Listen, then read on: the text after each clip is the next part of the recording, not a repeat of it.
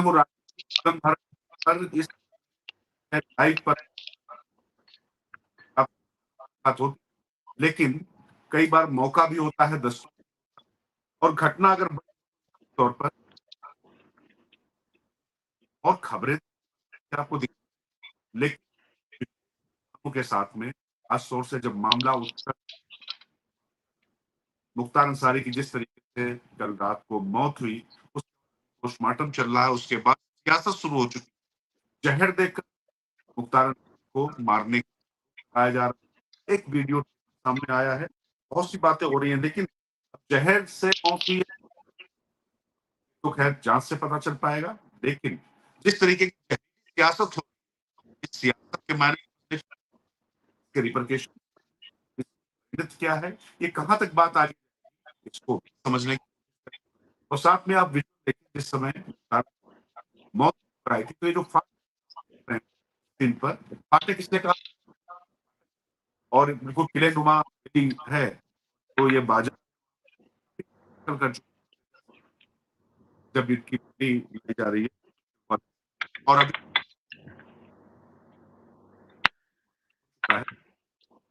चला था, उसके बाद उनके पैतृक घर गाजीपुर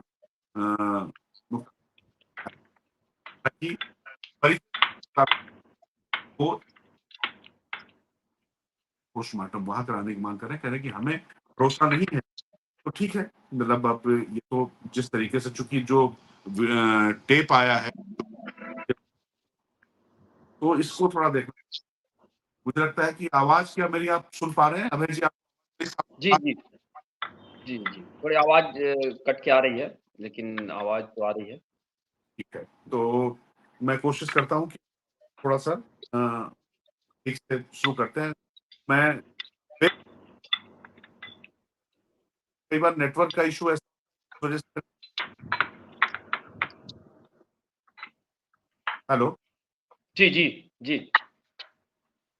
हाँ, जी, आप आवाज़ आवाज़ कट के आ रही है, तो मैं नेटवर्क का इश्यू करने की है जी। और मैं एक आता हूँ 1 मिनट के लिए, तो मैं थोड़ा-सा 1 मिनट के लिए जी। जी।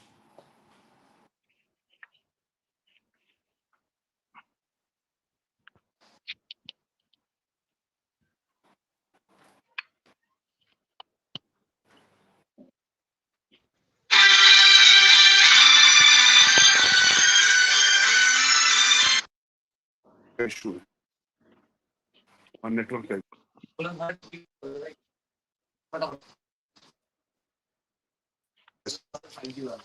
ठीक है। जी, बिल्कुल अगर देखा जाए तो साफ़ तौर पर मुख्तार अंसारी का पोस्टमार्टम के बाद उन्हें अपने पैतृक स्थान जो यूसुफ़पुर है, मोहम्मदाबाद यूसुफ़पुर जिसको कहते हैं गाज़ीपुर का एक तहसील है, तो वहाँ लाया जाएगा उनके पैतृक आवास पे और वहीं वहाँ से कुछ दूरी पर ही है वो कालीबाग कब्रिस्तान, जहाँ उनका वहाँ उनके परिवार के कई लोग ख़ासकर उनके माता-पिता जो हैं, उनकी कब्रें हैं वहाँ और उसी के बगल में ये जी, मैं उनका कब्रिस्तान वो कब्र खोदी गई है, जहाँ उन्हें मुख्तार अंसारी को दफ़न किया जाएगा। लेकिन ये ज़रूर है कि अभी बांदा से आने में मुख्तार अंसारी को काफ़ी समय लगेगा। तो मुझे लगता है कि जो अंदाज़ा है वो शाम के बाद देर रात में ही वो उनका शव जो है वो आ पाएगा।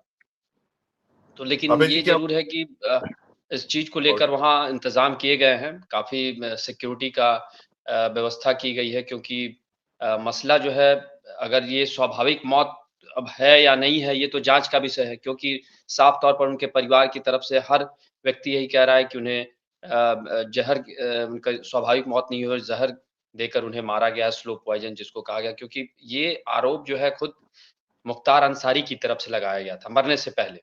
तो ये एक अगर टेक्निकल भाषा जिसको आप लीगल भाषा में कहेंगे, तो जो व्यक्ति अगर मर रहा है अ अ, म अ, मर मरा है और उससे पहले अगर कोई आरोप लगाता है, तो कहीं न कहीं उसे गंभीरता से तो लिया जाता है। तो अब ये इस पे जाँच तो ज़रूर होगी। अब ये सरकार के ऊपर है कि समझ इसको किस तरीके की जाँच की व्यवस्था वो करते हैं। आवाज आ रही? जी, जी।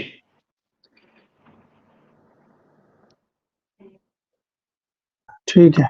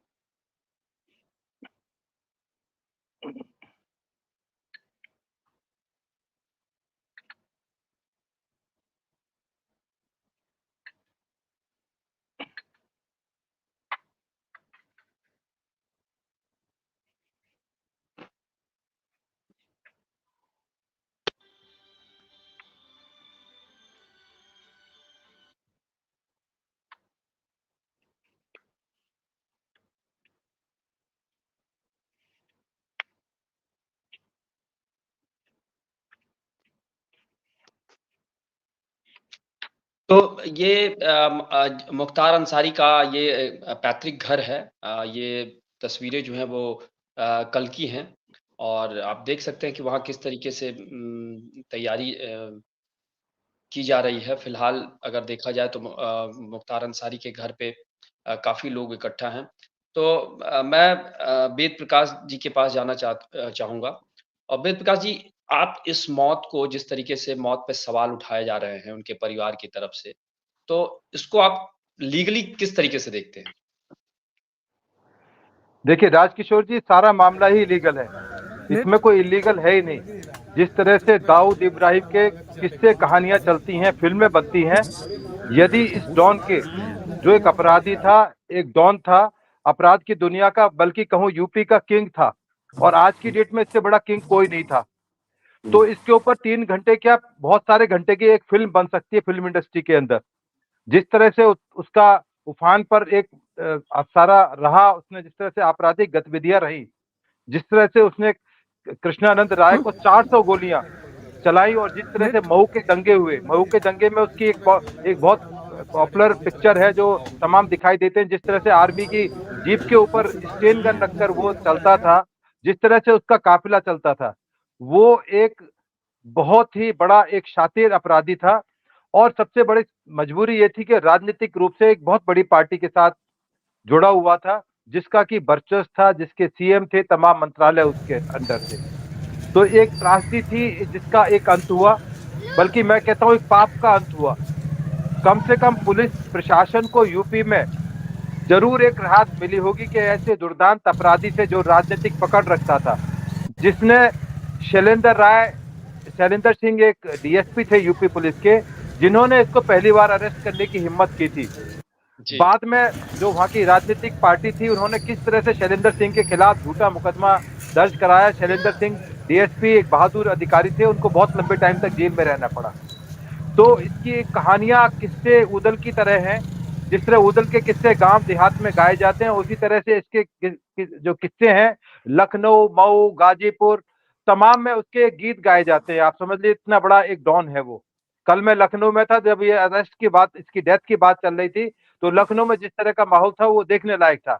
कुछ मुस्लिम इलाके में ऐसा मातम था जैसे पता नहीं कितना बड़ा एक देशभक्त, उसकी मौत हो गई और वो दुनिया से चला गया, मातम जैसी स्थिति हो गई थी। रमजान के दिन है और तमाम जो चीजें हैं पाक मानी जाती हैं, परंतु जिस तरह से प्रशासन को कोसा जा रहा था पानी भर भर के कि इसको जहर दे दिया गया, इसको रोटी में जहर दिया गया, इसको इस चीज में जहर दिया गया, इतना बड़ा लोग थे जो कोस रहे थे? वेजिए कौन लोग थे जो कोस रहे थे?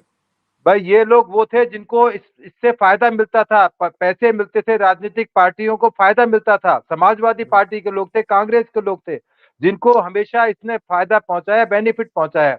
आपको याद होगा जिस तरह से पंजाब में इसने अपने आप खिलाफ मुकदमा दर्ज करा दिया। आपने देखा होगा पुलिस वाले लोगों के खिलाफ झूठे मुकदमे दर्ज कर देते हैं, इसने अपने आप एक फाल्स मुकदमा, झूठा मुकदमा दर्ज कराया और सालों तक पंजाब की जेलों में आराम करता रहा। जिससे कि इसको यूपी में ना आना पड़े, इसका एनकाउंटर ना हो जाए, क्योंकि भय इतना जबरदस्त था जो वहां की सरकार है इस टाइम, जो प्रेजेंट में भी सरकार है, कि उनको लगता था कि यदि ये मैं यूपी में चला गया तो मेरा भी एनकाउंटर इसी तरह से हो जाएगा।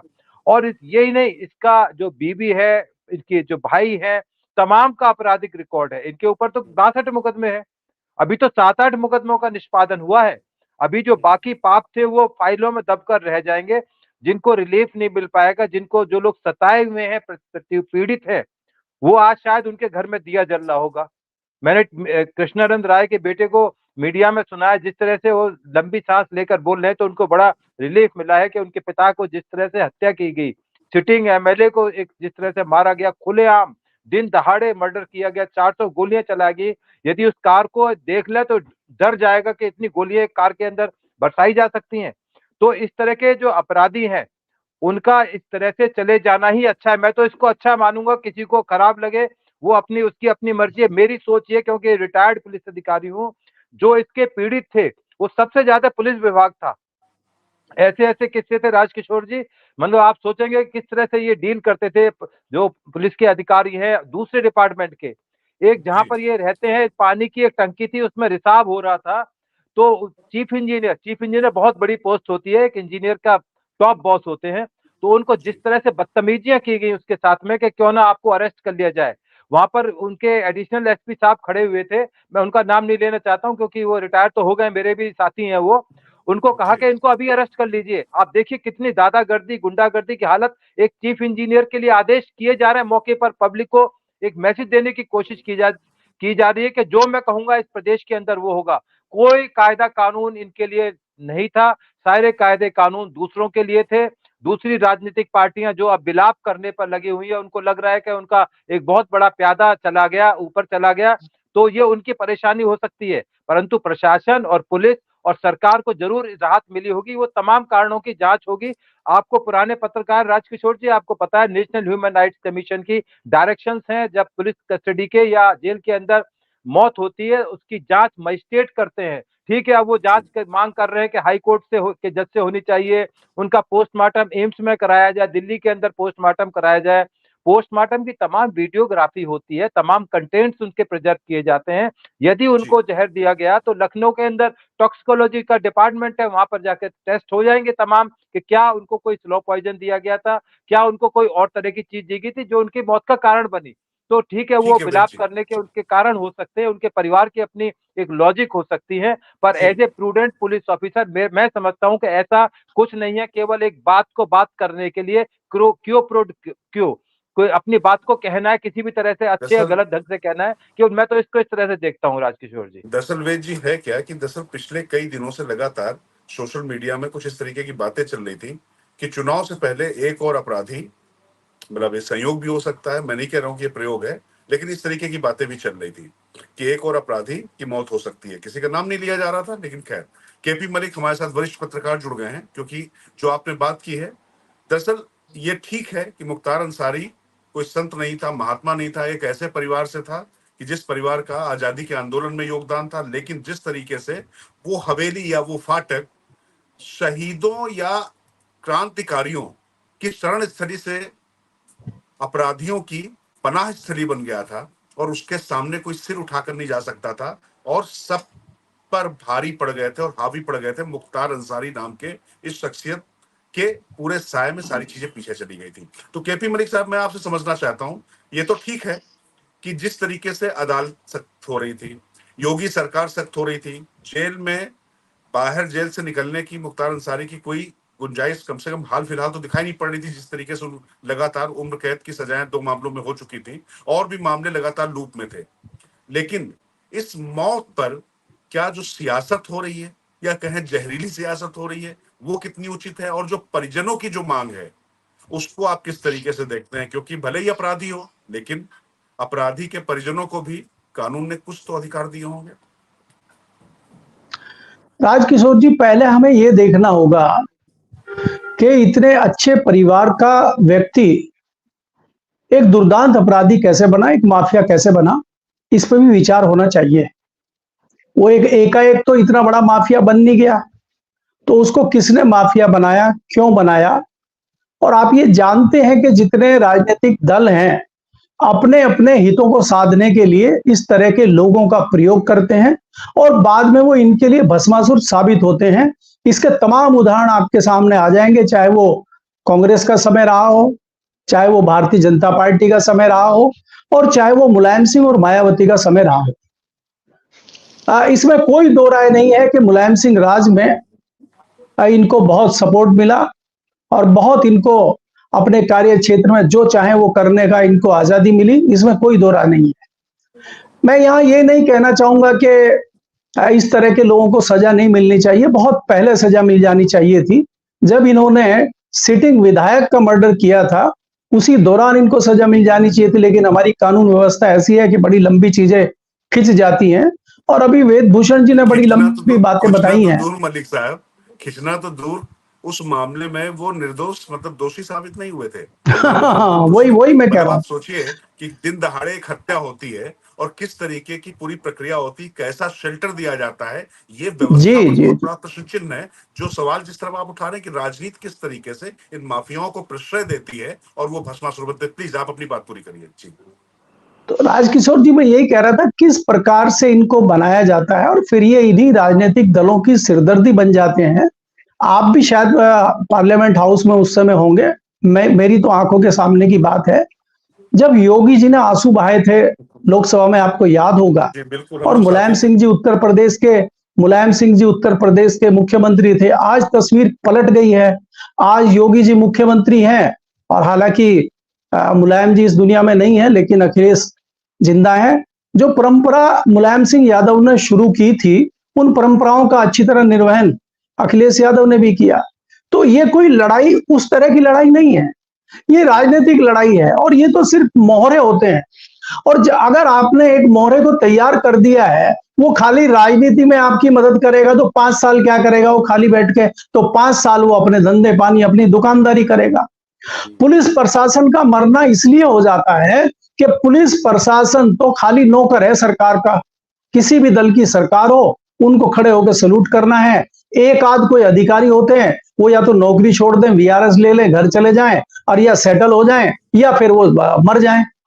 पुलिस वाले की भी तो मजबूरी है ना। 80% पुलिस वालों को सब कुछ पता होता है और आपको मालूम है अगर पुलिस को छोड़ दिया जाए कि मुझे नहीं पता कैसे, सीएम कई बार ये कहते हैं कि मुझे नहीं पता कैसे होगा, आप करिए इसको, तो पुलिस कर देती है 2 घंटे में।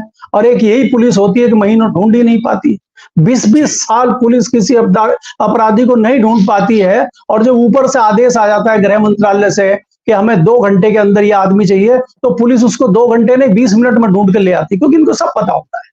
तो ये जो सिस्टम है ये पॉलिटिकल सिस्टम है और पॉलिटिकल सिस्टम को बनाने में पुलिस भी कहीं ना कहीं मजबूर होती है या उसकी मजबूरी होती है या उनकी वो सहायक होती है, तो वो काम करती है। और जिस प्रकार से अब हम घूम के वापस इस मामले पे आते हैं, जिस प्रकार से आशंका आपने भी जताई और मैं भी जता रहा हूं कि लगातार चर्चा चल रही है। विधानसभा चुनाव के दौरान आपको याद होगा एक पिछली घटना हुई थी और अभी लोकसभा की शुरुआत है, पहले फेज के नॉमिनेशन हुए हैं और इस तरह की घटना इस दौरान होना कहीं ना कहीं थोड़ा सा संशय पैदा करती है।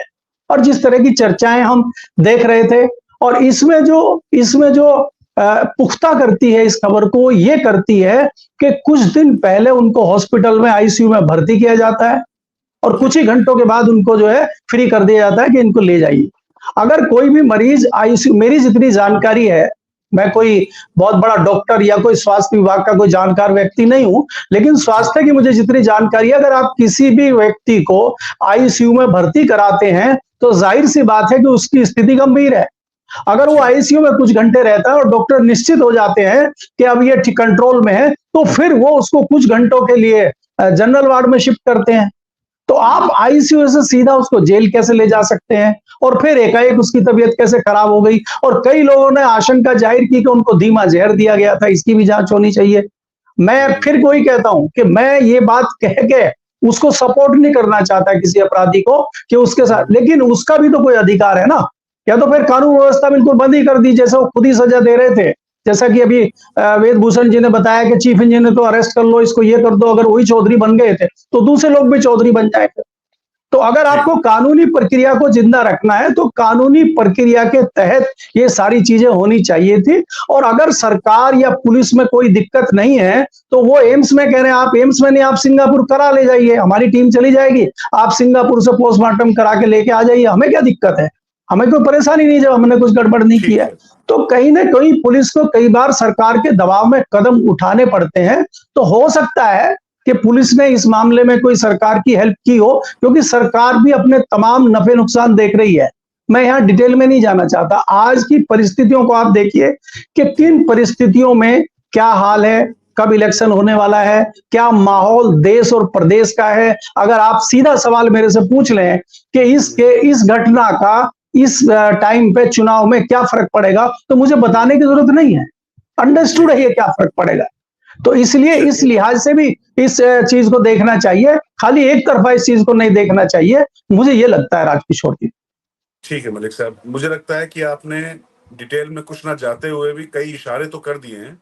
और मैं वेद जी के पास आऊँ उससे पहले अपने सहयोगी अभय जी के पास आऊंगा। अभय जी के पास इसलिए आना जरूरी है, वेद जी और मलिक साहब, ये गाजीपुर जो पूरा इलाका है वहीं पर इनकी परवरिश हुई है, वहीं पले बढ़े हैं। तो मऊ, गाजीपुर, ये पूरा इलाका इनका छाना हुआ। इन्होंने उस राजनीति को पनपते हुए देखा है, क्योंकि जो आपने प्रश्न उठाया था कि एक इस परिवार का व्यक्ति कैसे इतना दुर्दांत माफिया बन जाता है, डॉन बन जाता है, उसके बाद खाकी को भी खादी पहनकर अपने सामने सैल्यूट करने के लिए मजबूर कर देता है। तो आखिर इसके पीछे क्या कारण थे? खैर, तो मैं अभय जी, मुझे लगता है कि पहले तो हम एक बार अपने दर्शकों को बता दें कि पोस्टमार्टम के बाद कैसे शव वहां से चला है। बाकी उनके जो बेटे की बात हुई थी, आखिरी बात जो हुई थी 28 तारीख को अपने पिता से, और किस तरीके से काफी कमजोर आवाज में मुख्तार अंसारी बात कर रहे हैं, तो ये सब अभी हम थोड़ी देर में सुनाएंगे, अपने दर्शकों को भी सुनाएंगे, वो ऑडियो क्लिप भी सुनाएंगे कैसे हो रहा था। लेकिन अभय जी, जल्दी से मैं चाहूंगा ये थोड़ा सा एक बार बताएं कि मुख्तार की कोई ऐसे परिस्थितिजन्य कारण तो नहीं है कि जैसे बताया गया कि फूलन देवी के साथ ऐसा हो गया इसलिए उसने बंदूक उठा ली। ऐसा मुख्तार के साथ ऐसी कोई त्रासदी नहीं थी, ऐसी कोई मजबूरी नहीं थी। वो शौक में यहाँ पर आया और वो शौक कैसे उसका पूरा पेशा बन गया, वो पेशेवर अपराधी बन गया। तो जल्दी से मुझे लगता है एक बार फ्लैशबैक में जाना जरूरी है, फिर हम आएंगे ये जो सियासत हो रही है, जहर को लेकर जहरीली सियासत हो रही है, उस पर बात करना शुरू करेंगे। बिल्कुल, देखिए, दरअसल क्या, जहाँ इनका घर है मुख्तार अंसारी का, और जो जिस परिवार से वो आते हैं, तो वो जो इलाका है, एक तरह से मान लीजिए कि वहाँ वर्चस्व की लड़ाई पहले से भी है, राजनीति में लेकर, ठेकेदारी है। ये 2 चीज़ें वहाँ, सिर्फ़ वहाँ की बात मैं नहीं कह रहा हूँ, सिर्फ़ पूर्वांचल की स्थिति जो है, पूर्वांचल में एक कांग्रेस के समय जब ये ठेकेदारी की जो व्यवस्था थी, तो पूरे पूर्वांचल के इलाके में इस तरह का एक माहौल बना था। जो भी युवा था, जो छोटे-मोटे कॉलेजों में पढ़ता था, उसके अंदर ये ठेकेदारी वाली जो जिसको कहते हैं ना कि हड़पने की या ठेकेदारी लेने की, वो उसी दौर के मुख्तार अंसारी हैं। अच्छे परिवार से थे, उन्हें पैसे की कोई कमी नहीं थी, लेकिन माहौल जो वहाँ का है, गाज़ीपुर जहाँ मोहम्मदाबाद जो माहौल है, उसमें इसी तरह का है। वहाँ जिसको कहते हैं ना रंगदारी, हम लोग की जी। तरफ एक वर्ड चलता है रंगदारी, दबंगई और ये चीज़ें। तो रंगदारी वाली जो स्थिति होती है ना, पहले ही जब आदमी माहौल होता है तो उसको एक ग्लैमराइज़ कर दिया जाता है कि फलाने के घर के लोग, ये तो बड़ा रंगदार आदमी है, इसकी तो लोग सुनते हैं। तो ये माहौल जो है, कुल मिलाकर अगर देखें तो मुख्तार अंसारी का जो है ये शोहबत जो है, वो शोहबत के कारण उस इलाके में जहाँ वो पढ़ते थे, वहाँ इस तरह का माहौल था। वो कॉलेज था, वो जहाँ जाति का एक वर्चस्व हुआ करता है। वो इलाका जो ऐसा ही है कि इस जाति का कॉलेज भी होगा तो इसी जाति का होगा। जहाँ भी मतलब, तो ये उसी माहौल में पले-बढ़े और फिर गैंग से वो संबंधित हो गए। तो इन्होंने जो भी कदम उठाया, कोई इनकी कोई मजबूरी नहीं थी। ये सीधे-सीधे शौकिया था, और वो शौक बाद में फ़ायदा भी देने लगा, क्योंकि परिवार तो राजनीतिक था ही। और जी। उनके भाई जो थे अफ़ज़ाल अंसारी, वो फिर विधायकी का चुनाव वहाँ गाज़ीपुर मोहम्मदाबाद सीट से लड़ते थे। तो ये दोनों, जिसको कहते हैं ना कि राजनीति का अपराधीकरण, दोनों एक-दूसरे की ज़रूरत अभय हुई, जी, तो ये अभय जो जी, मैं गुंडई आऊंगा कहते आपके हैं ना, पास। रंगदारी है, जी जी, वो उनकी, मतलब ये उनके रंगदारी भाई की रंग राजनीति के लिए भी बहुत सहयोगी हुआ। और कारण जी, यही है तो कि परिवार ने इसको प्रश्रय दिया। ये बिल्कुल, मुख्तार अंसारी सिर्फ़ खुद का नहीं, ये उन्हें ज्यादा खतरनाक पारिवारिक बात है। प्रश्रय मिला। ये ज्यादा खतरनाक बात है कि अपने अतीत को भूलते हुए, अपने गौरवशाली अतीत को भूलते हुए, अपनी जिस तरीके की समाज में प्रतिष्ठा थी उसको भूलते हुए, किस तरीके से एक गुंडे को, एक बदमाश को पनपने दिया उस फाटक के अंदर, ये उस परिवार की सबसे बड़ी भूल थी।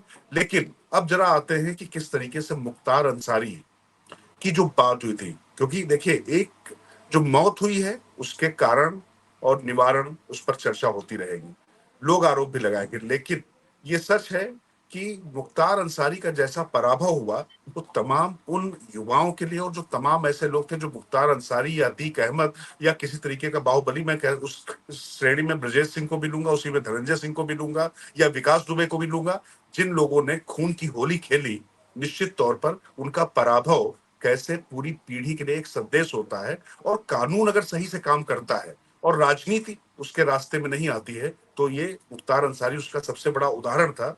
इसलिए जो हो रहा था जेल में, जेल से बाहर निकलने की तो मेरे ख्याल से कोई परिस्थिति बन नहीं रही थी। अब ये जो हुआ उस पर आएंगे, लेकिन ये जो मौत हुई है, इस मौत पर जो आरोप प्रत्यारोप हो रहे हैं, उससे पहले ये वीडियो ये ऑडियो सुनवाना जरूरी है कि कैसे अपनी बेटी और अपने बेटे से जो आखिरी बार बात हुई है मुख्तार अंसारी की, मैं अपनी टीम से कहूंगा एक बार वो सुनवा लें। इसके बाद मैं सीधे वेद जी और फिर मलिक जी आपके पास आऊंगा।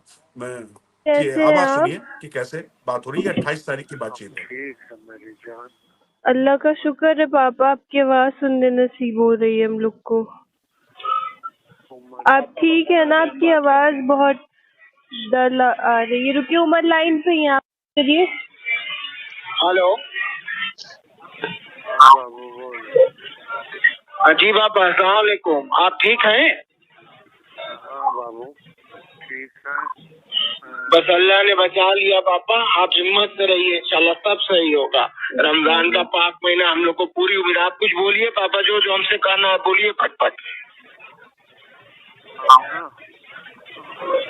18 तारीख से बाद से पाक ही नहीं है, रोजा ही नहीं है, न एक वक्त की नमाज पढ़ो।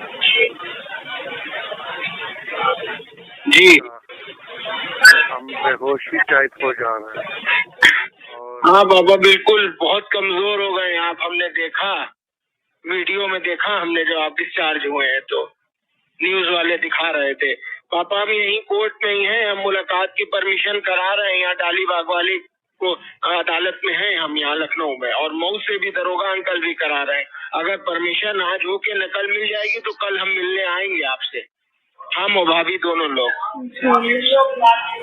हाँ 2 दिन 4 दिन 5 दिन आओ, ताकि हम उठ सकते। हम बैठ नहीं पा रहे हैं बाबू, और हम समझ रहे हैं पापा, बिल्कुल समझ रहे हैं। बिल्कुल वो तो दिख ही रहा है कि बिल्कुल वो जहर का सब असर है पापा, लेकिन अल्लाह बहुत बड़ा है। हम लोग पढ़ के दम कर रहे हैं आप पे, आप बहुत जल्द सही हो जाएंगे इंशाल्लाह। किसी भी तरह हिम्मत करके पापा फोन कर लिया करिए रोज। आपकी आवाज सुन के जान में जान आ गई हम लोग के।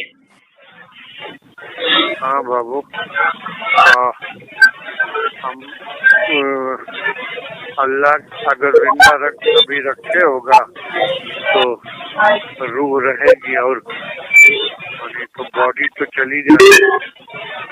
बिल्कुल रहेगी पापा इंशाअल्लाह, बिल्कुल। अभी अल्लाह ताला हम लोग को हज कराएंगे एक साथ, हज उम्रा सब कराएंगे। आप बिल्कुल हिम्मत से रहिए, आपसे ज्यादा हिम्मत किसके पास है? अशरफुल मखलूकात हैं पापा, और आप, हमें पता है कि आप बहुत हिम्मत से हैं। कोई और रहता तो अब तक मर गया होता पापा, आप बहुत हिम्मत से हैं। हाँ चलो, देखो बॉडी कंट्रोल नहीं हो पा रही, मतलब व्हील चेयर पे आए हैं और व्हील चेयर में खड़े नहीं हो सकते। हम अभी, जी पापा, हम अभी आपकी रिपोर्ट तलब कराने के लिए भी एप्लीकेशन डलवाया है यहाँ कोर्ट में। सब जल्दी बेहतर होगा पापा। आप पेशी पे कोशिश किया करिए कि आके अपनी सब बात जज साहब से कहिए पापा, हर जगह। कहा नहीं पास उस लायक नहीं है। आज आए थे ना, तो फिर आए थे तो बेहोश हो गए। हाँ पापा, वॉशरूम हो रहा है कि नहीं हो रहा है? लूज मोशन हो रहा है कि एकदम हो ही नहीं रहा बात को? नहीं 10 दिन से न मोशन हुआ ही नहीं, कुछ हुआ ही नहीं। जल्दी सही हो जाएंगे पापा। हम लोग पढ़ के फूक रहे हैं, आपको जमजम और खजूर भेजेंगे। या हम आएंगे तो लेके आएंगे आपके लिए। जमजम सिफत बाबा लेके आए हैं सऊदीया से, जमजम और खजूर लेके आएंगे आपके लिए, और फल। 5 दिन 10 दिन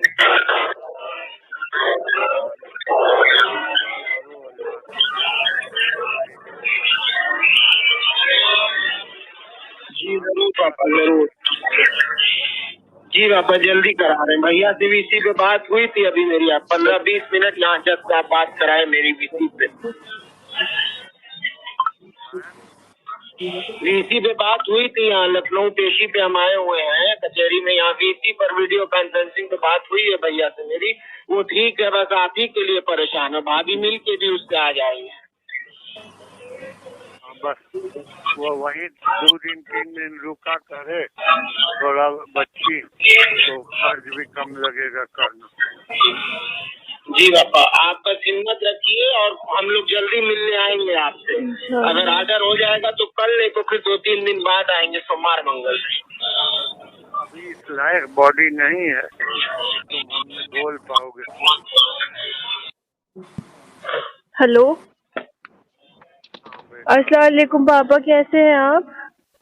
हम ठीक है मेरी जान। अल्लाह का शुक्र है पापा, आपकी आवाज सुनने नसीब हो रही है हम लोग को।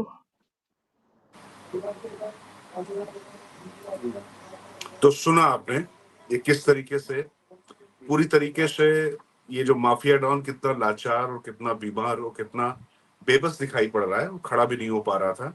और उसी समय ये उनके परिवार की तरफ से ये जो ऑडियो भी जारी किया जाता है, सामने बात आती है, और ये लगातार जहर देने की बात ये लोग आपस में भी कर रहे हैं और मुख्तार अंसारी भी कर रहे हैं। वेद जी, मैं आपसे जरा इसका कानूनी पहलू समझना चाहता हूँ कि मैं राजकिशोर जी 1 मिनट इसमें थोड़ा सा कुछ जोड़ना चाहता हूँ। शायद मैंने जो स्टार्टिंग में कहा, अभय राय जी भी उसको शायद समझ नहीं पाए। ये जो मैंने कहा कि वो क्यों दुर्दांत अपराधी बने या क्यों बने, उसके लिए एक बहुत बढ़िया वर्ड अभी अभय जी ने भी बताया कि रंगबाजी, रंगदारी। इनके यहाँ एक तो होता है कि रंगबाजी, जब आप किसी, हम भी गांव से आए हैं, तो वहां गांव में एक माहौल होता है कि वो जीप लेके चलता है, वो बड़ा आदमी है। ये एक रंगबाजी जो होती है, एक तो वो दिखाना, और दूसरा उसकी राजनीतिक महत्वाकांक्षा जो थी अपने परिवार के हिसाब से। मैं ये नहीं कहता हूं कि वो लूट मार करने के लिए या वो करने के लिए। ये जो रंगबाजी है, ये रंगबाजी तो ठेके पट्टों से जुड़ेगी।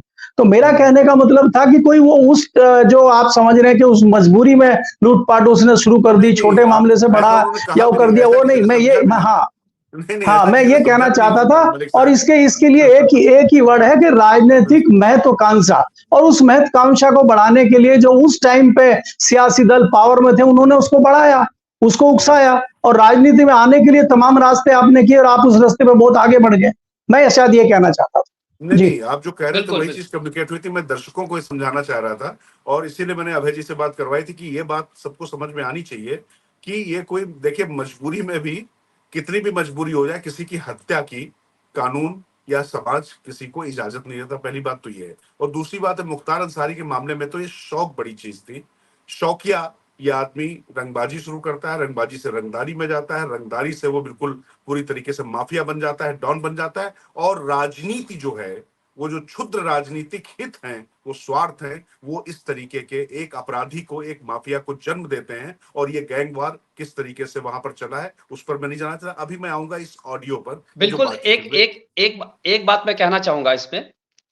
मैंने जो मलिक साहब ने जो बोला, यहाँ पूरी तरीके से जो मैं आपको बताऊं, जब मुख्तार अंसारी के परिवार का, जब उनके दादा जब कांग्रेस पार्टी में थे, इतने बड़े नेता थे, और उनका बेटा जो था, जो सुभान अल्लाह अंसारी, जो मुख्तार अंसारी के पिता, आप विश्वास नहीं करेंगे, उन्होंने कांग्रेस पार्टी से कभी राजनीति नहीं की। उन्होंने कम्युनिस्ट पार्टी के, वो उस स्थानीय स्तर के बहुत अच्छे नेता, जिसको कहते हैं ना सम्मानजनक, किसी कोई आया कुछ भी दिया, मतलब इस तरह का उनका स्वभाव था। आप अंदाजा लगाइए कि जो बाप है, इतना बढ़िया उसका स्वभाव, सबसे मिलना जुलना। और ठीक जब वही बेटा आता है उसी कम्युनिस्ट पार्टी से, अफजाल अंसारी, दोनों में सोचिए स्वभाव का बहुत अंतर। मैं तो सुभान अल्लाह अंसारी से मिला नहीं हूं, लेकिन हमारे आसपास के लोग हैं, वो मिलते थे और चर्चा करते थे कि वैसा आदमी जो एक सामान्य आदमी के, किसान जो गरीब हो, उसके साथ भी वो उठते बैठते थे। तो ये अंतर था। तो ये साफ तौर पर अगर देखा जाए तो ये बिल्कुल शौकिया और वहां जो वर्चस्व की लड़ाई, शौकिया था। वहां देखिए, वर्चस्व मैं सबसे महत्वपूर्ण। कुल मिला के यूँ समझ लीजिए कि ऋषि पुलस्त के यहाँ भी रावण पैदा होता है, तो इसके लिए क्या कहा जाए? तो अगर वहां पर जी सुभानुल्लाह के यहाँ पे मुख्तार पैदा हो गया, तो क्या कहा जाए? खैर, जी मैं जी वेदभूषण जी, मैं सीधे आपके पास आऊंगा, चूंकि ये जो ऑडियो क्लिपिंग मैंने सुनाई, मुझे नहीं लगता कि हम चारों लोगों में से इस पर सबसे बेहतर टिप्पणी आप ही दे सकते हैं, क्योंकि आप कानून के न सिर्फ जानकार हैं, बल्कि आप तमाम चीजों से इस तरीके से फेस ऑफ भी आपका होता रहा है, तमाम चीजों को आपने झेला भी है। ये जिस तरीके की बातचीत हो रही है, आरोप लग रहे हैं, आपको लगता है कि ये सब बहुत वाकई बड़ा नेचुरल है, और या इसके पीछे जो डिजाइन की जो आशंका, जो साजिश की जो आशंका जताई जा रही है, ये सब चीजें उसको और ज्यादा पुष्ट करेगी? क्योंकि ये बातें सिर्फ ओरल नहीं है, लिखत पढ़त में भी ये चीजें की गई हैं परिवार की तरफ से, मुख्तार अंसारी की तरफ से भी ये बात कही जा रही। एक दिन पहले इस तरीके से बात हो रही है, उसके बाद भी उसकी मौत हो जाना, तो या तो इलाज में लापरवाही या फिर जहर की थ्योरी। अब इस पर राजनीति जिस तरीके की चढ़ेगी बढ़ेगी, आपको लगता है कि कानूनी तौर पर जो प्रशासन है, जेल प्रशासन है और जो स्थानीय प्रशासन है, उसके लिए क्या कुछ मुसीबतें खड़ी हो सकती? क्या मैं इसके कानूनी पहलू समझना चाहता हूँ।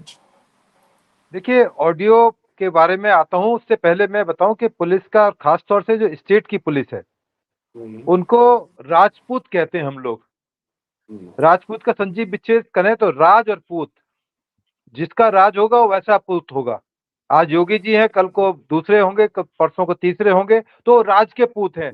जैसा राज चलाना चाहोगे उस हिसाब से पुलिसिंग तय हो जाती है, निश्चित हो जाती है। ठीक है, कानून अपनी जगह है। आपने याद होगा, ब्रजलाल वहां के डीजी थे, मायावती ने उनको डीजी लगाया, स्पेशल डीजी से डीजी लगाया पूरे उत्तर प्रदेश का। बाद में समाजवादी पार्टी के टाइम में उनकी क्या दुर्दशा हुई, हालांकि अब वो राज्यसभा के मेंबर हैं, दिल्ली के अंदर हैं। तो तभी मैंने राजपूत बोला ना, ये राज के पूत हैं, तो जैसा राजा चाहेगा वैसा ही उसका पूत काम करेगा। इसलिए राजपूत एक वर्ड, एक मैं आपको दे रहा हूं कि राजपूत जब भी इस्तेमाल करें, पुलिस के लिए राजपूत बोला करें, पुलिस राजपूत है, चाहे इसमें कोई जाति बिरादरी का कोई ताल्लुक नहीं है। दूसरा पक्ष ये अभी डिबेट में चल रहा था कि इसका फायदा राजनीतिक रूप से होगा, किसको नहीं होगा। दुर्भाग्य से इस देश के अंदर हमेशा इलेक्शन की स्थिति रहती है, 24/7 हम लोग इलेक्शन मोड में रहते हैं। मई, जून, जुलाई, पूरे दिसंबर, पूरे साल, पूरे 5 साल, 7 साल, जब से आजाद हुआ हम इलेक्शन मोड में रहे। अभी ये इलेक्शन खत्म होंगे, 3 स्टेट में इलेक्शन ड्यू हो जाएंगे, 3 इलेक्शन स्टेट में खत्म होंगे, 2 में फिर ड्यू हो जाएंगे।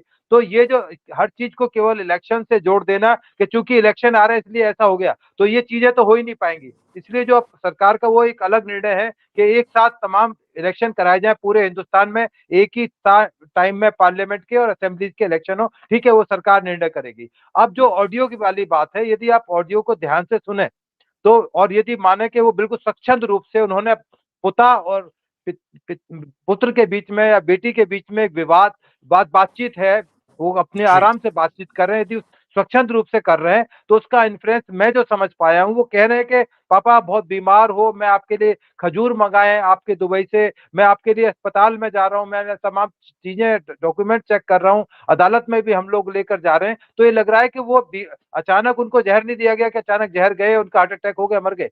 तो वो आप उससे इन्फ्लुएंस जो मैं निकाल पा रहा हूँ कि वो काफी समय से बीमार चल रहे थे। व्हील चेयर की जिक्र आ रहा है कि व्हील चेयर पर आ गया हूँ, अब मेरी ऐसी स्थिति हो गई है। तो ऐसा नहीं है कि उनको जहर दे के स्टेट अपने खिलाफ, अपने गले में कोई फांसी का फंदा लगाना चाहेगा। स्लो पॉइजन की बात कर रहे हैं मुख्तार, स्लो पॉइजन की बात कर रहे हैं, और वो भी स्लो पॉइजन की बात करें कि धीमा जहर दे के धीरे धीरे मारा जा रहा है, ये आरोप था, अगर आप ध्यान से सुनेंगे तो। देखिए, धीमे जहर की बात चल रही है कि उनको स्लो पॉइजन दिया जा रहा था। उसकी तमाम विवेचना में पता लग जाएगा, टॉक्सिकोलॉजी डिपार्टमेंट आपके लखनऊ में मौजूद है, वहां से उसकी वेरिफिकेशन जांच हो जाएगी। अभी आपको याद होगा, एलबीश यादव नोएडा से अरेस्ट हुए थे, उनके खिलाफ केस था, उनके खिलाफ एलिगेशन था, उन्होंने सांपों का जो जहर होता है उसका इस्तेमाल करके उसको बतौर नशे में इस्तेमाल किया। गुजरात की लेबोरेटरी ने बता दिया कि हाँ, वो एक एनडीपीएस एक्ट में कवर होता है, नार्कोटिक्स में कवर होता है। वो अरेस्ट हो गए, जेल चले गए, लंबे टाइम के लिए जेल चले गए। तो मेरा पॉइंट ऑफ व्यू ये है कि कोई भी पुलिस अधिकारी या कोई भी राजनेता, चाहे सीएम ही क्यों ना हो, वो अपने खिलाफ कोई ऐसा सबूत नहीं क्रिएट करेंगे कि स्लो पॉइजन दे के मरवाए। वो तो ऑलरेडी मराया था, क्योंकि उसके खिलाफ अभी इतने मुकदमे पेंडिंग थे। अभी तो आजीवन कारावास केवल 2 मुकदमे में हुई है, तो उसको मारने की जरूरत नहीं थी। वो बहुत अनलिमिटेड टाइम तक जेल में उसको रखा जा सकता था, क्योंकि जो उसके मुकदमे के ट्रायल थे, अब चूंकि तमाम गवाह भी धीरे धीरे उभर कर आने लगे थे, उनकी हिम्मत बढ़ गई थी, क्योंकि सरकार का समर्थन था कि ज्यादा से ज्यादा मुकदमों का फास्ट ट्रैक कोर्ट में किया जाए। सरकार ने इस तरह के आदेश भी दिए थे। तो ये मुझे लगता नहीं कि कोई इस तरह की जहर वाली बात इसके अंदर है। ठीक है, बात कहने के लिए कहने के जहर दे के मार दिया, उनको ही मार दिया गया। अब बहुत सारे यंग डेथ भी जेलों के अंदर होती हैं, दिल्ली में होती है, पूरे हिंदुस्तान में यंग आदमी मर जाते हैं जेल के अंदर जाके। उसके कारण और विवेचनाएं होती है, इन्वेस्टिगेशन होता है, सारा सिस्टम है, सारी अदालतें हैं हमारे पास में। आप अदालत में अपना पक्ष रख सकते हैं कि उनको स्लो पॉइजन दिया गया, क्योंकि अब उनकी जो इनकी तो डेड बॉडी को प्रिजर्व किया जाता है एक तरह से, मैं कहूं, क्योंकि उसमें नमक डालकर उसमें डेड बॉडी को सुपर्द खाक कर दिया जाता है। तो बाद में जो सुप्रीम कोर्ट या हमारा देश की इलाहाबाद हाई कोर्ट आदेश करती है कि उसकी बॉडी को एक्सह्यूम किया जाए, निकाला जाए, उसको दोबारा विवेचना की जाए। आप सिंगापुर कह रहे हैं, मैं अमेरिका की बात कर रहा हूँ, अमेरिका आप भेज दीजिए। जब आपके जो कांग्रेस के बहुत बड़े लीडर थे, जिनको सुनंदा पुष्कर के बारे में कहा गया, तो उनके तमाम टेस्ट अमेरिका जाकर हुए। तो कोई पैसा धन की या कोई ऐसी समस्या हिंदुस्तान में आज नहीं है कि हमारे टेस्ट सिंगापुर या अमेरिका में जाकर नहीं हो सकते। परंतु ऐसा इन्फ्लुएंस निकालना अभी से मुनासिब नहीं है, जब तक अनटिल अनलेस कोई ऐसा कंक्रीट एविडेंस ना हो। ये केवल एक टेलीविजन पर बातचीत करने के लिए, मीडिया के लिए नहीं अच्छा वेदभूषण एक जी, मैं शगुफा। निष्कर्ष नहीं निकाल रहा हूं, मैं तो ये समझने की कोशिश कर रहा हूं कि जी जी कानूनी जी। तौर पर क्या प्रशासन के ऊपर अब दबाव बढ़ेगा। अगर वो कोर्ट जाते हैं, जिस तरीके की चीजें हुई हैं, तो निश्चित तौर पर अगर इस पर कानूनी कार्रवाई चलेगी तो सियासत भी होगी। तो ये जो आरोप लगते हैं कि एक वर्ग विशेष को पूरी तरीके से यूपी में योगी सरकार टारगेट कर रही है, बाकी ब्रजेश सिंह, धनंजय सिंह, ये तमाम ऐसे जो लोग हैं, इनके ऊपर मेहरबानी की जाती है, तो इस तरीके की सियासत या सियासी आरोप तो नहीं बढ़ेंगे। मैं ये आपसे देखिए समझना चाह रहा हूँ। राजकिशोर जी, बिल्कुल बिल्कुल मैं आपका इन्फ्लुएंस समझ गया। मैं बिल्कुल खुलकर बोलने वाला आदमी हूँ। बिल्कुल ये कहा जा रहा है कि यूपी में मुस्लिम बिल्कुल टारगेट पर हैं, योगी जी के लिए वो बहुत बड़ा टारगेट है। अब पूर्वांचल का जहां तक संबंध है, मैं यूपी का रहने वाला हूँ, पूर्वांचल को समझता हूँ। उसमें चाहे बीजेपी हो, कांग्रेस हो, आम आदमी पार्टी हो, कम्युनिस्ट पार्टी हो, सबके अंदर बाहुबली रहे। कौन सी पार्टी ऐसी है जो इन चीजों से बच पाई है? उनको राजनीतिक संरक्षण मिलता रहा है, उनको तमाम तरह की सपोर्ट, कानूनी पैसे से, हर तरह से सपोर्ट मिलती रही और फलते फूलते रहे। क्योंकि राजनीति का छाता उनके पास आ जाता, छतरी आ जाती है, तो और पॉलिटिकल उनकी पावर हो जाती है, तो एक बहुत बड़ा एक डेडली कॉम्बिनेशन बन जाता है। वो कुछ भी करने की स्थिति में आ जाते हैं, और वो इन तमाम केसों के अंदर हुआ। चाहे वो धनंजय थे, चाहे वो ठाकुर साहब थे, चाहे आजम खान थे, चाहे मुख्तार थे, तमाम केसेस के अंदर यही देखा, क्योंकि पैसे से मजबूत थे, पॉलिटिकल मजबूत, उनको तमाम ताकतें आ चुकी थी, और बाहुबली तो बनना ही था उनको। तो ये तमाम जो चीजें हैं, हम इस निष्कर्ष पर जरूर पहुंच सकते हैं, तो आज नहीं तो कल जो चीजें करीब करीब साफ हो चुकी हैं। मैं तो कह रहा हूं कि बिल्कुल पाप का एक तरह से अंत हो चुका है। क्योंकि ठीक है, उसमें ह्यूमन राइट्स के जी मौत के बाद ऐसी बात नहीं करनी चाहिए। वो अच्छे आदमी थे, क्योंकि जब भी कहीं जाते हैं, किसी की मौत पर जाते हैं, तो बुराइयां नहीं देखी जाती कि तो कितना ही बड़ा दुर्दांत अपराधी होगा, कि दिल के बहुत अच्छे थे, बाकी तो उन्होंने जो किया तो किया, दिल उनका बड़ा साफ सुथरा। हमारे को रोना आ रहा है आज उनकी मौत के ऊपर। वो आंसू बहाने के लिए अच्छी बातें हो सकती हैं, पर जहां तक अदालत का संबंध है, वो सबूत के आधार पर निर्णय करती हैं। जो कानूनी पक्ष है, वो अदालतें इस चीज को देखती हैं कि क्या कानूनी मसला इससे कनेक्टेड है, नहीं है, क्या इसकी डेड बॉडी को निकाल कर दोबारा से जो एलिगेशन लगाया गया सोलो पॉइजन का, उनको जाने का अधिकार है, उनके बेटे को अधिकार है, उनकी तमाम लोगों को अधिकार है। तो जा सकते हैं कोर्ट में, अपनी एप्लीकेशन, अपनी गुहार लगा सकते हैं। अदालत निर्णय करेंगे कि इस बारे में किस तरफ इन्वेस्टिगेशन कराई जाए, सीबीआई से कराई जाए या एसटीएफ बनाई जाए, किसी और सीनियर अफसर को लगाया जाए। ये तमाम जी कानूनी पक्ष हैं जो अदालतों में जाकर तय होंगे। ओवर टू यू ठीक है मलिक राजकिशोर। साहब, मैं सीधे आपके पास आ रहा हूँ वेदभूषण जी की बात के बाद, क्योंकि ये जो सियासत की बात कर रहे हैं और जो हम कानूनी पहलू की बात कर रहे हैं, क्योंकि देखिए, कहा कुछ भी जाए, लेकिन प्रश्न तो उठेंगे, कितनी मुखरता से उठेंगे ये मैं नहीं जानता, क्योंकि प्रश्न भी राजनीतिक दल तभी उठाते हैं जब ये तौल लेते हैं कि इसको उठाने से कितना नफा होगा, कितना नुकसान होगा। अगर नफे की तुलना में नुकसान ज्यादा हो रहा होगा, क्योंकि ध्रुवीकरण अगर सियासत में होता है तो निश्चित तौर पर किस पार्टी को फायदा मिलता है ये सबको पता है। तो विपक्षी दल भी उस पिच पर जाने की कितनी कोशिश करेंगे या नहीं करेंगे, ये थोड़ा देखने का विषय होगा। लेकिन यूपी से पहले जिस तरीके से बिहार में प्रतिक्रिया आनी शुरू हो गई, क्योंकि बिहार में चुनाव मुख्तार अंसारी के नाम पे नहीं लड़ा जाना है। मुख्तार अंसारी चूंकि पूर्वांचल में थे, तो मुख्तार अंसारी के खिलाफ जिस तरीके की धड़ेबंदी होती थी पूरे पूर्वांचल में, उस पर क्या समाजवादी पार्टी, कांग्रेस या बीएसपी, कांग्रेस को अगर मैं छोड़ भी दूं तो इन दोनों दलों में, तो स्थानीय दलों में मुख्तार अंसारी का ठीक ठाक रसूख रहा है। इन दोनों सरकारों में सत्ता का संरक्षण उनको प्राप्त होता रहा है, और वोटों की ठेकेदारी मुख्तार अंसारी उनके लिए करते थे। तो ऐसी स्थिति में आपको लगता है कि वाकई मुख्तार अंसारी को सुपुर्दे खाक करने के बाद उनका परिवार जो मसला उठा रहा है सो उठा रहा है, क्योंकि उनके भाई भी चुनाव लड़ रहे हैं। तो क्या आपको लगता है कि इस मुद्दे को बहुत ज्यादा तूल देने की कोशिश होगी, और कानूनी तौर पर ये कितना आपको लगता है कि जो प्रशासन है, जेल प्रशासन है, वो कितना वल्नरेबल हो रहा है इस मामले में?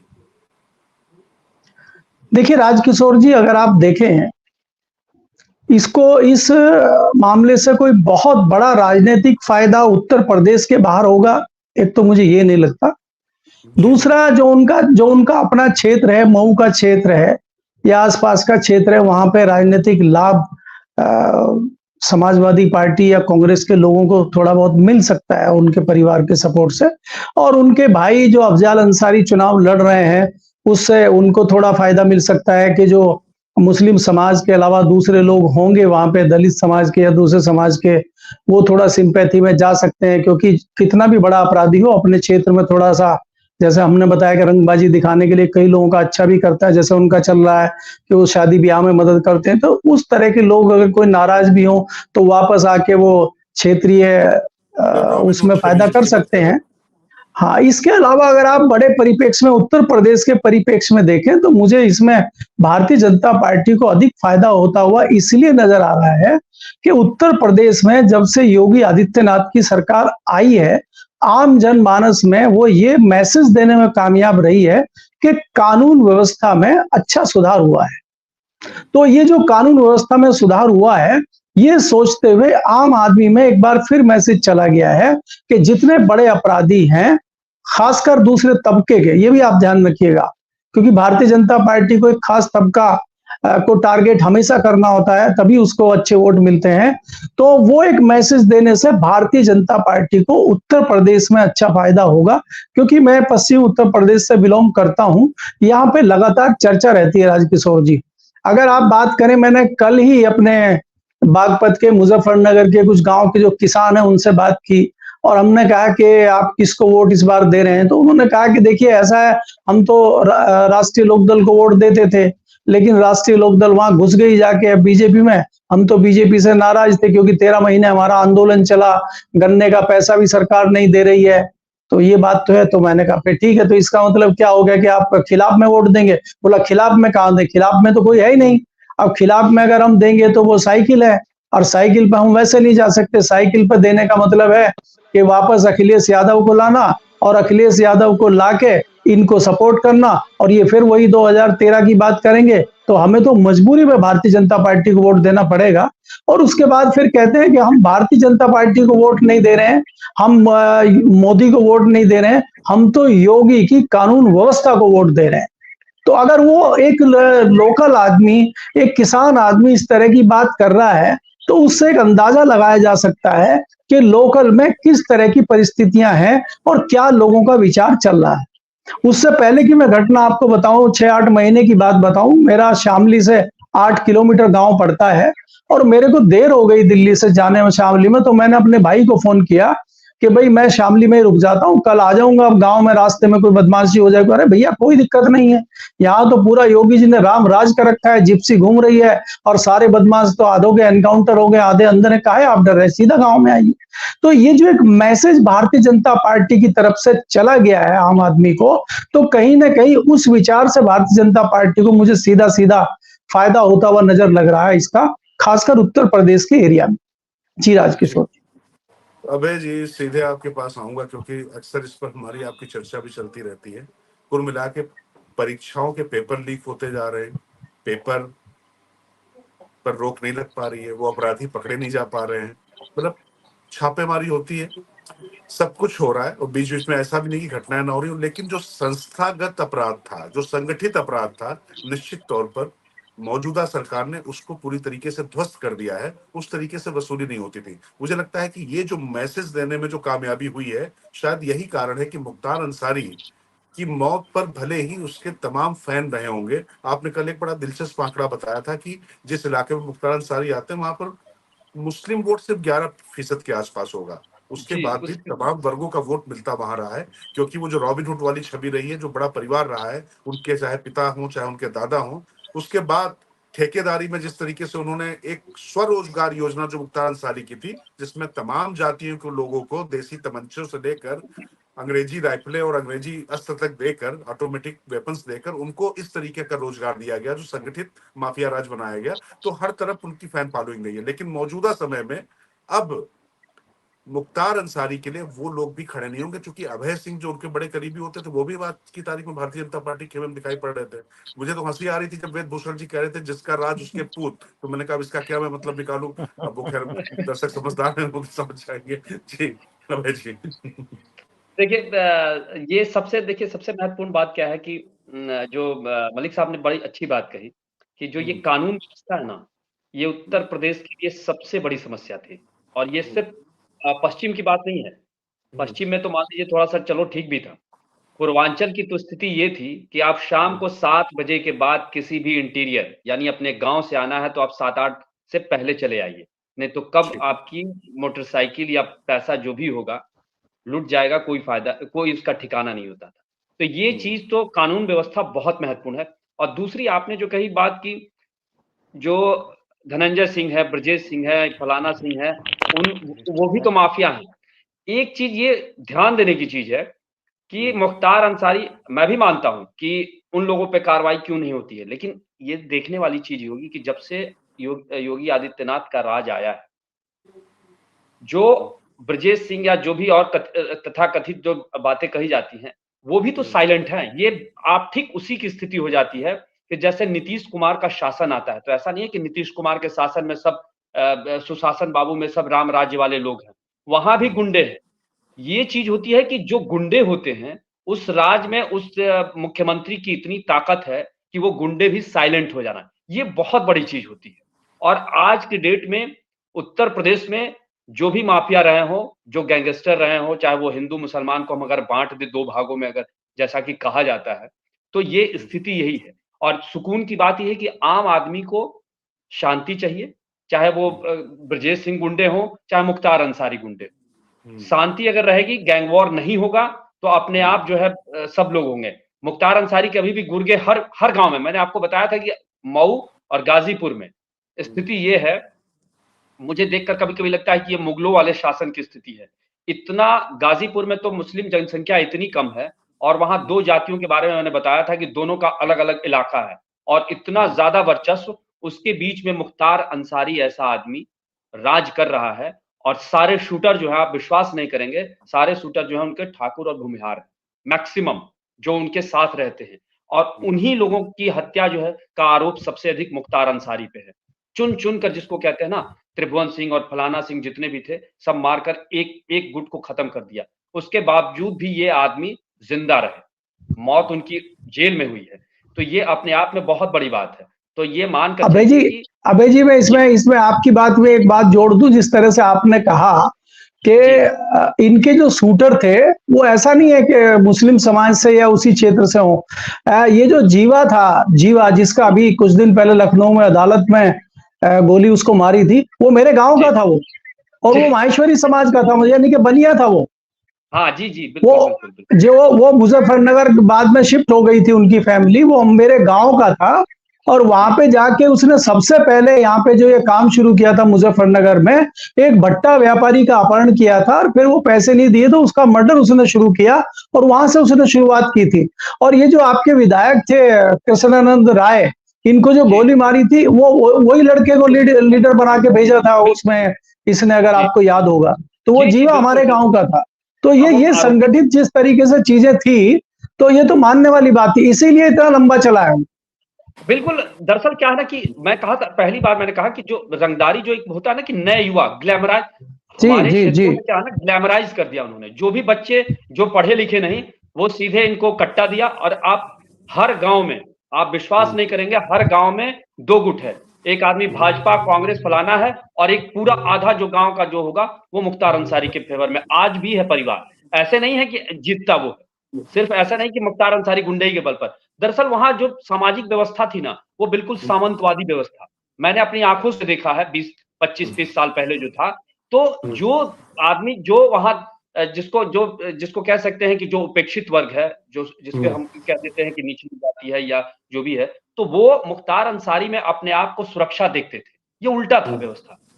लेकिन जब से अब योगी राज आने के बाद ये तो ज़रूर है कि हर आदमी को कम से कम जो गुंडई वाली व्यवस्था थी, किसी को परेशान करना, इससे निजात मिला और इसीलिए वो उस इलाके में भी, ठीक है, अभी पूर्वांचल हमारे इलाके में अभी बीजेपी की स्थिति उतनी अच्छी नहीं कही जा सकती है कि पूर्वांचल के बहुत सारे ऐसे जिले हैं, मऊ है, गाजीपुर है, अभी बीजेपी क्लीन स्वीप की स्थिति में भी नहीं है, 2-4 सीटें मिल जाती है, बहुत बड़ी बात है। तो वहाँ ढांचा इस तरह का है। दरअसल सियासत तो अपनी जगह है, लेकिन मूल प्रश्न अभी भी यहाँ पर कायम है। वेद भूषण जी शायद हमारे साथ इस समय नहीं है, मैं उनके पास जाता, लेकिन मलिक साहब मैं पहले आप ही के पास आऊंगा, क्योंकि देखिए सियासत अपनी जगह चलती रहेगी, लेकिन जो कानून व्यवस्था को लेकर जो एकांगी कार्रवाई के जो प्रश्न उठ रहे हैं, वो कहीं ना कहीं क्या अलग तरीके का एक संकट तो पैदा नहीं कर रहे हैं, कहीं अलग तरीके के कुछ प्रश्न तो नहीं उठा रहे हैं। क्योंकि देखिए मुख्तार अंसारी या अतीक अहमद जैसे लोग जब मारे जाते हैं तो दिक्कत यह है कि उनसे जिनके परस्पर हित जुड़े हुए हैं, ऐसे चंद लोगों को अगर छोड़ दो तो पब्लिक में बहुत ज्यादा फर्क अगर पड़ता भी है तो उन पे पॉजिटिव फर्क ही पड़ता है।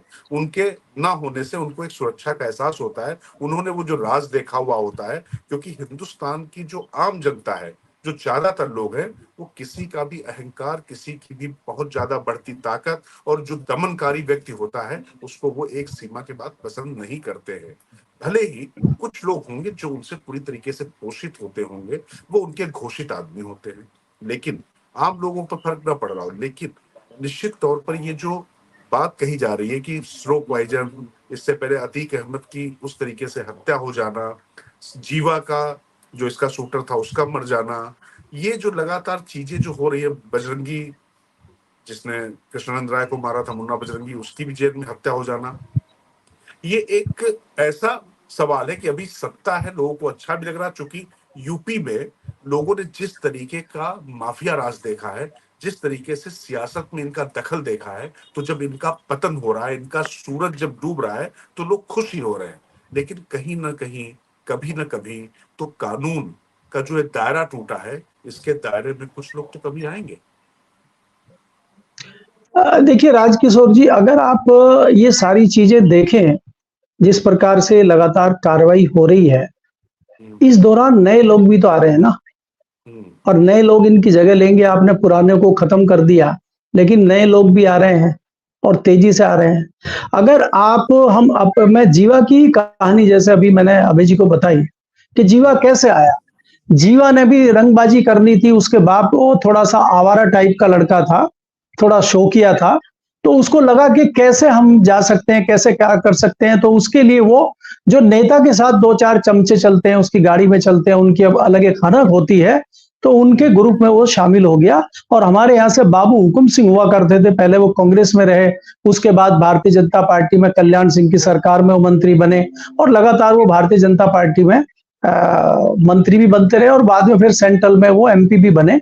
और बाद में स्थिति ये हो गई कि वो जो है, जब अतीक के इसके टच में आ गया मुख्तार अंसारी के, तो वो दुश्मन बन बैठा हुकुम सिंह का ही, और हुकुम सिंह को मारने के लिए उसने तमाम जो है कोशिशें की। हुकुम सिंह के घर पे गोलियां भी चली और हुकुम सिंह की वाइफ की डेथ हो गई, हुकुम सिंह बच गए।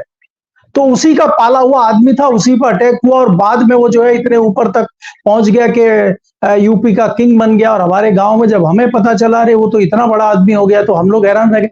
तो ये जो एक शुरुआत हो रही है, जो ये नेता पालते हैं अपने इस तरह के लोगों को, और वो धीरे धीरे धीरे धीरे हमारे यहाँ पे जो है वो, जैसा कि उन्होंने बताया कि ये भस्मासुर बन जाते हैं। तो ये तो नेताओं की पौध है ना। नेता अपने फायदे नुकसान को देखते हैं, और नेता जो दूसरे दल के नेता हैं, आज जो आप राजकिशोर जी सवाल उठा रहे हैं कि इनको खत्म किया जा रहा है, मारा जा रहा है, आप इस बात को भी मत भूलिए, और इसको कोई बोलेगा नहीं कि इधर के भी कुछ हैं, वो नहीं मरेंगे, क्योंकि उनका भी तो यूज प्रयोग कहीं ना कहीं करना है ना। आप अगर गोरखपुर का इतिहास उठा लें और गोरखपुर की विवेचना आप यहाँ कर लें, तो मुझे नहीं लगता कि मुझे उसमें बहुत डीपली जाने की जरूरत है। बाबा के ऊपर कौन है, बाबा से पहले जो एमपी थे, उसके बाद बाबा एमपी बने हैं, बाबा फिर उसके बाद मुख्यमंत्री हैं, तो बाबा को भी नजदीक से सारी चीजें पता है कि किसको हमें करना है, किसको नहीं करना है, किसका क्या करना है। मैं बहुत इसमें खुल के बात नहीं करना चाहता, आप भी समझते हैं तमाम चीजें, लेकिन इसमें ये दोधारी तलवार है और ये दोनों तरफ से चलती है।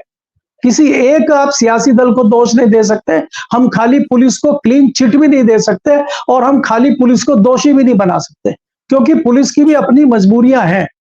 अगर कोई बहुत ज्यादा अधिकारी उस टाइप का आ जाता है कि बोल्ड होता है, वो कुछ भी कर सकता है, तो वो सस्पेंड होता है, आखिरकार उसको नौकरी छोड़नी पड़ती है।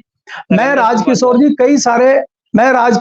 कई सारे ऐसे आईपीएस अफसरों को जानता हूं जिनकी एसपी रहते हुए सीबीआई की जांच चली, और मेरे एक दोस्त थे हमारे मुजफ्फरनगर के ही, वो जो 83 बैच के आईएएस थे, ज्वाइंट सेक्रेटरी रहे होम मिनिस्ट्री में, तो वो पुलिस 1 और पुलिस 2 देखते थे। उस दौरान कई आईपीएस मेरे टच में आए कि यार थोड़ा हमारी मदद करा दो। जब हमने पता करा और मैंने समझा इनसे कि क्या मैटर है, बोला जब वो पुरानी सरकार थी तो वहां पे किसी का मर्डर हो गया, किसी का कोई केस हो गया, और बाद में वो सीबीआई में जांच चली गई, सरकार बदल गई, वो स्टेट में तो मामला खत्म हो गया, लेकिन सीबीआई में हमारा केस लटका हुआ, मेरी तरक्की प्रमोशन सब रुका हुआ है। तो ये अब पुलिस वाला अगर बहुत ज्यादा क्रांतिकारी बनता है तो वो भी कानून व्यवस्था में उलझ के रह जाता है। तो इसलिए वो लोग बचते हैं या कई बार हालात से समझौता कर लेते हैं। तो ये तमाम चीजें हैं। जी मलिक साहब, दरअसल जी आप कुछ कह रहे थे अभय जी, बोलिए। तो उसके बाद जो उन्होंने बताया, जो डीएसपी शैलेंद्र सिंह का मामला देखिए, मुख्तार अंसारी को जो एलएफजी के साथ पूरी जिंदगी, मतलब आप उनके वीडियो देखेंगे तो रोते हुए, एक सोचिए डीएसपी, मतलब इतना तेज तर्रार आदमी, हम लोग मिले जब, तबाह हो गया जीवन उसका, तबाह हो गया जीवन उनका, ये तबाह हो गया कि कांग्रेस पार्टी में गए वो। उस समय मैं संजोग से मैं मऊ था, तो कोर्ट में प्रैक्टिस करता था, तो वो हमारे यहाँ बार एसोसिएशन में आए थे, उनको बुलाया गया था। इसी दौर की बात है जब वो अपने जब मुख्तार अंसारी को, तो कांग्रेस पार्टी में उन्होंने ज्वाइन किया था। लेकिन इन परिवार का, मुख्तार अंसारी और मुलायम सिंह ने उन्हें इतना क्रश किया, आप समझ लीजिए कि उनकी जिंदगी खराब। वो आदमी, जो आदमी सोचिए डीएसपी रहा हो और इतना तेज तर्रार अधिकारी रहा हो, उसको नौकरी छोड़ने के लिए मजबूर हो गया। उसके बाद वो हुआ, उसकी स्थिति ये हो गई कि उसके पूरे परिवार को परेशान किया गया। वो आदमी, अभय जी इसका दूसरा पहलू भी है। अभय जी इसका दूसरा पहलू भी है। जो केंद्र में आज पावर मिनिस्टर हैं आरके सिंह जी, अगर आप उनकी विवेचना करेंगे तो वो जब डीएम थे उन्होंने अडवाणी जी को गिरफ्तार किया था, अपने यहाँ सबसे ज्यादा हिम्मत दिखाई थी, बाकी डीएम हिम्मत नहीं दिखा रहे थे।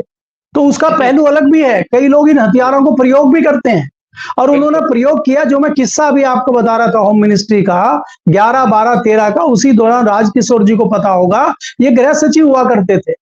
और अर्बन नक्सलवाद का जो वर्ड है, जैसे अभी हमें वो भूषण जी बता के गए, अर्बन नक्सल नहीं, हिंदू आतंकवाद और अर्बन नक्सलवाद दोनों वर्ड, राजकिशोर जी दोनों वर्ड इन्हीं के घड़े हुए हैं। और आप देखिए चिदम्बरम के चहेते अफसर हुआ करते थे ये, और इन्हीं की रिजीम में अमित शाह जेल गए थे, और आज ये 2 टर्म से केंद्र में मंत्री हैं। तो ऐसे क्रांतिकारी अफसर भी हैं, ऐसे क्रांतिकारी आईपीएस और क्रांतिकारी जो है आईएएस भी हैं। आप ही के, अगर आप बात करेंगे कानपुर के जो डीआईजी थे असीम अरुण, वो आज मंत्री हैं। बिल्कुल। तो इसके दोनों पहलू हैं। बिल्कुल। मुझे लगता है कि दरअसल होता क्या है, दरअसल अब मुझे लगता है कि अब चर्चा पे हम थोड़ा सा विराम देंगे, लेकिन विराम देने से पहले आप लोगों का पहले तो बहुत बहुत धन्यवाद। है निवेद जी हमारे साथ, लेकिन मैं एक टिप्पणी जरूर करना चाहूंगा। देखिए, एक तरफ तो राजनीति ने संरक्षण उन लोग को दिया था जो वर्दीधारी नहीं थे, जो वाकई अवैध असलहों के साथ में रंगबाज होते होते रंगदारी के उस पे गए, और उन्होंने पूरी सत्ता शासन को अपने इर्द गिर्द घुमाना शुरू कर दिया।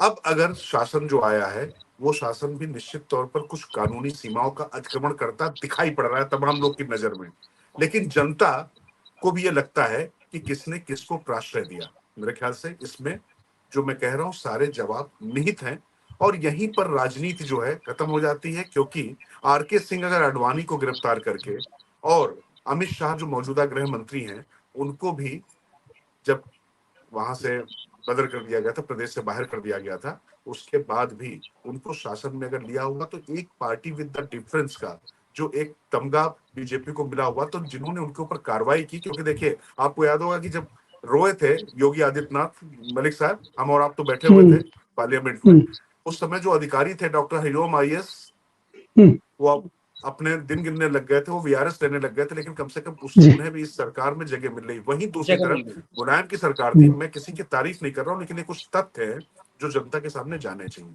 क्योंकि उस समय एक वर्दीधारी अधिकारी को किस तरीके से प्रताड़ित किया गया था, किस तरीके की स्थिति से वो व्यक्ति गुजरा है, उसका जीवन बर्बाद हो गया, तो वो कैसे पूरी ब्यूरोक्रेसी और जो पूरी जो मशीनरी थी, प्रशासनिक मशीनरी थी, उसके लिए बहुत ही अपमानजनक क्षण था, बहुत ही उसका मोरल गिरा हुआ था।